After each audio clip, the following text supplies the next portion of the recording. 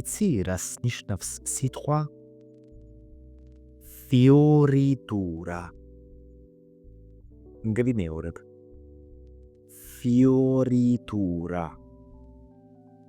მართალი ხარ, ამ სიტყვას აქვს კავშირი ყვავილებთან და ნიშნავს ყვავილობას. აი ერთი წინადადება ამ სიტყვით. La fioritura dei giardini rende la città più viva.